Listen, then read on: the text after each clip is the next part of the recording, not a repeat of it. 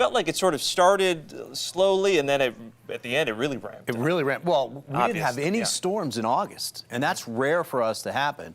But we made up for that, obviously. And it was pretty much on track with what forecasters were predicting, right? Absolutely. Let's take a look at the numbers right now. This is the peak of the season. You can see September 10th.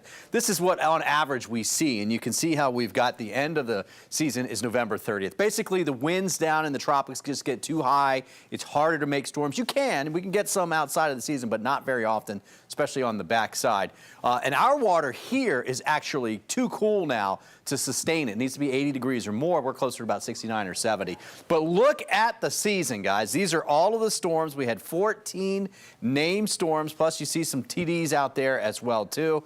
And unfortunately, you can see what happened to us. Now, here are the numbers, 14, 7, and 3. Those are the averages. The forecast from NOAA for this year was about 14 to 20, 6 to 10 of those becoming hurricanes. We ended up with 14, 8, and 2 of those 8 became Category 3 or higher storms. So I'll have a bigger, deeper dive into this in just about 15 to 20 minutes. Some pretty interesting facts for this past season.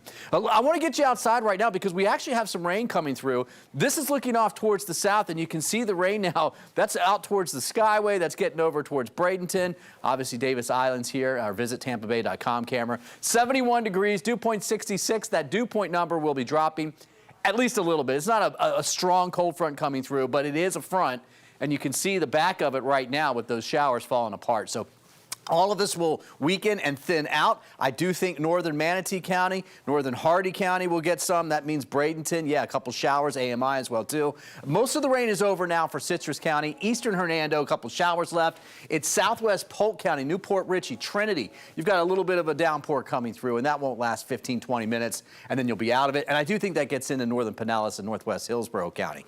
Further south you go, down towards Venice, rain chances will be a little bit less than that. And so I think things will be falling apart as we get going into the next several hours. You can see basically the frontal boundary will bring those winds back around to the north and the west. So current temps, we're looking basically at 70s and 80s ahead of the front. Look at that. That's mainly rain-cooled air in the 60s. 69 in Wesley Chapel, Newport Richey, 64 in Crystal River. It cooled off right away when the rain got here. And you can see the forecast model through about 6:45. Showers will be breaking up.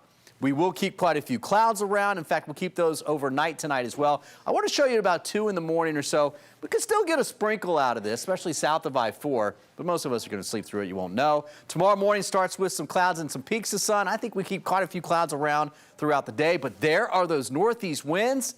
Yes, it gets a little bit breezy both Thursday and Friday with northeasterly winds. Notice late Friday, it's a little bit more out of the east. That's a relatively warmer wind for us, and so things are going to warm up as we get going into the weekend. But there it is. The cool air is coming out across the Gulf of Mexico now. It won't be long before we get at least a small taste of it. So now let's take a look at your 7-day forecast. We're going to be pushing those temperatures back up to near 80 degrees with lows in the low 60s. Dry, guys, all the way through the weekend. I'll have that coming up in just a bit.